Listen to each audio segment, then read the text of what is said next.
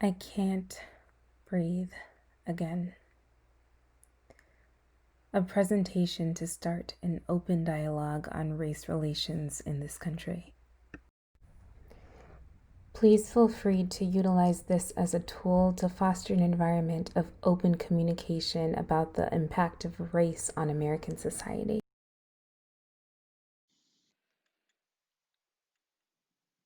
I too sing America. I am the darker brother. They send me to eat in the kitchen when company comes, but I laugh and eat well and grow strong. Tomorrow, I'll be at the table when company comes. Nobody'll dare say to me, eat in the kitchen then.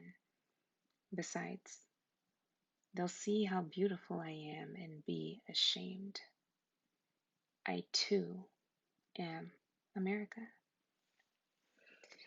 I too was a poem written by Langston Hughes during the Harlem Renaissance, and in it he conveys the personal struggle and the understanding that as a person of color in this country, in America, you have to make your seat at the table. And although it feels uncomfortable, you move forward with it anyway. I grew up in a semi-small town in Alabama, and I was fortunate to be raised with people that looked like me all around me, including my teachers. So Langston Hughes was a staple of my childhood, and I'm grateful for that.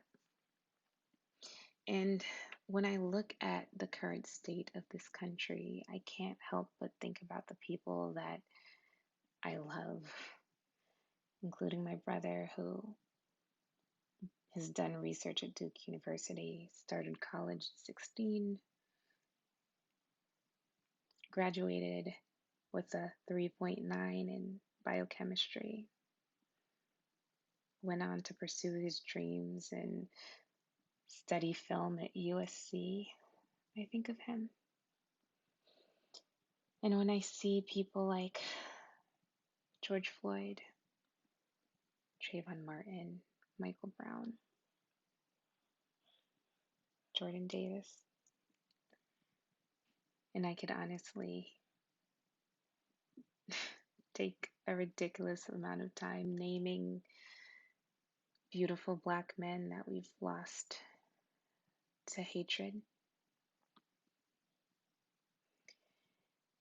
And I fear for him on an hourly basis. I can't even say daily because it's always something ingrained in my mind.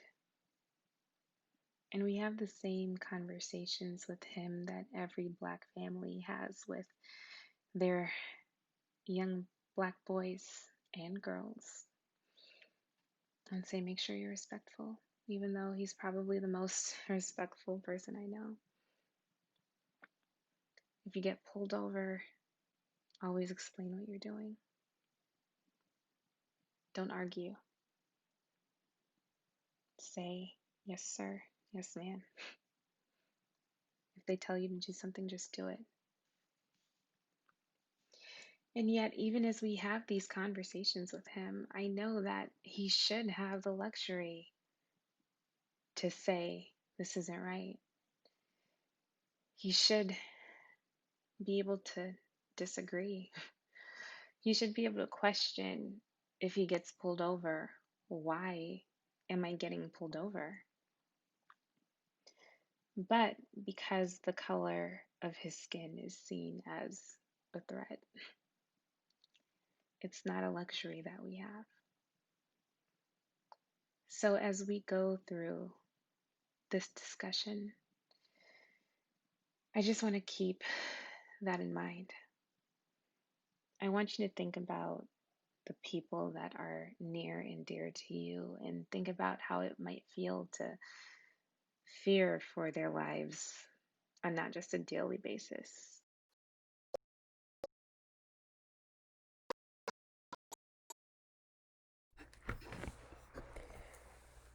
before we can really get into understanding what's going on now, we need to take a step back and understand how we got here.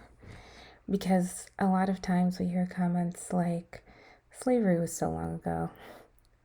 Why are we still in this place now? What's going on? Why can't they just get over it? And you really need to understand that slavery was for 246 years. Our ancestors, my ancestors, were taken from Africa and brought here in 1619. And then in 1865, that's when we were considered free. But right after slavery ended, new laws were put in place: segregation, Jim Crow. And it wasn't until 1954 that schools were integrated. And then, even after that, it wasn't until 1964 that the civil rights laws were passed. So we really haven't had that much freedom. My parents were born in 1963. And then we go from 1964 to 2020. And things are better than they were, but that doesn't mean that they're good. And that doesn't mean we should be okay with it. Martin Luther King has stated a riot is the language of the unheard. Because after being in a position like this for so long, you become exhausted when you're constantly trying to peacefully protest, constantly trying to reason with people that don't want to reason with you. After a while, you kind of get to the point where you say, okay, what's going to make people listen? And if we've learned anything, we've learned that setting things on fire makes people listen. Since the riots and looting took place a few weeks ago, we've seen some progress made. We've seen companies admitting that race is still an issue. Acknowledging race, or the lack of it, being willing to acknowledge race, is still an issue.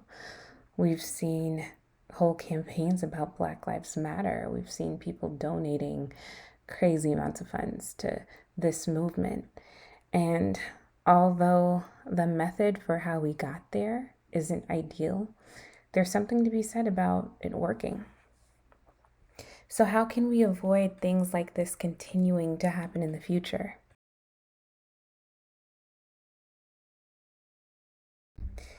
When you look at research done by Jane Elliott, you see how she attempted to teach racism to the children that she taught at a very young age. I encourage you to look up some of the experiments that she did, including brown eyes and blue eyes, and treating people differently based on the color of someone's eyes. And that really helps kids to realize that they don't like being treated differently. So being able to relate something like that, like eye color, where it varies for all of us, to how people of color are treated, is a lesson that can be digested at a young age. Let's learn to acknowledge that we are different. There's cultural diversity, and it's okay that we're different. I hear a lot of comments saying, oh, we're all the same. We work so well together. This isn't an issue, or this has never been an issue for me. But ignoring someone's race doesn't fix the problem. Acknowledging their differences helps. It's a start to adjusting the problem, and also acknowledging that it's okay and it's not a taboo subject. Address that racism does exist, and it's possible that you have been a part of systemic racism without realizing it, and you didn't know. And that's a start. Acknowledging that this is something happening, but there's something that can be done to change it. I always like to address commonalities, because although there's so many differences that we have, there's a lot more that's similar. Yes, the color of our skin might be different, our hair texture might be different, but we might be the same religion. We might like the same television shows or listen to the same music or even read the same books. And that's a start because although there are differences, there are things that we can relate to with each other. And how can we grow from that? We know that change is possible. So let's address what's next. Self-education. I can't stress this enough. Because although there are people of color that are willing to speak about their experience, there's some that might be frustrated speaking about their experience, and that's okay. So sometimes you might have questions and you might go to someone and they're willing to answer them, but sometimes you might go to someone that feels really kind of upset about having to answer them. Allow them to sit in that and be okay with that. And learn to look at some resources yourself. Look at books, look at media, Google. There's always something out there that can help us understand more about someone else. Be compassionate. And I say this on both sides. We were all raised very differently. So, how can we be compassionate for the way that someone else was raised or the ideas that they have? No one intentionally teaches their children the incorrect thing. Let's remember that. Make room at the table.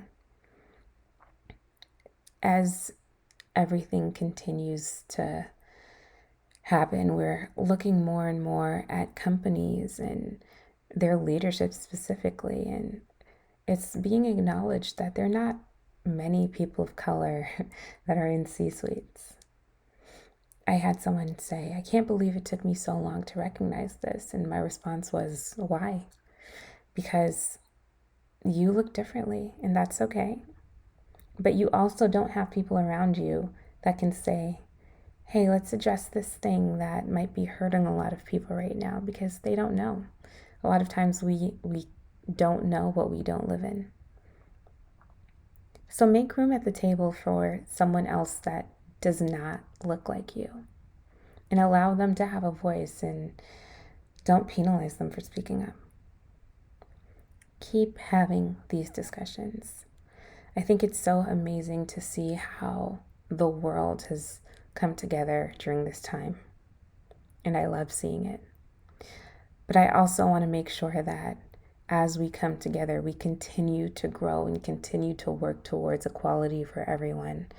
Because if we don't continue having these discussions, we become stagnant. And then we kind of fall back into the same old habits. And the last thing I want to end with is support. Support can come in so many different ways. Don't feel that because you see 90% of people marching, you have to march too. Maybe marching is not your ministry, and that's okay. Maybe you feel more comfortable donating funds.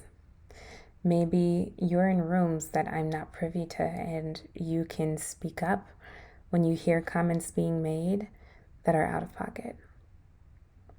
Support looks different for different people, and don't feel that you have to follow one standard thing. I recommend that you look into books like Between the World and Me, White Fragility, which is at the top of the New York Times list right now, The New Jim Crow. There's so many books out there that can help to understand not just the current experience, but the history of why the experience is what it is right now. And if you don't like reading, there are also movies and documentaries. 13th is currently on Netflix. So is When They See Us, which is a very painful watch. And Just Mercy. This is just the tip of the iceberg as far as different media that's available for you to look and really understand. When you look at the change model, you see the status quo, which is where we were. But now you see, we're in disruption. We're in an area where we can decide what we want to do about this change. And once we can determine that, we can adopt a new way of living that sparks equality for everyone around us. And we can see improvements. There are studies that show that companies that are more diverse are more profitable. You'll see improvements all around when you open yourself up to having people that are different around you. And don't forget, tell your friends to pull up. I mentioned this a little earlier, but remember that sometimes we have people around us that aren't seeking out this information.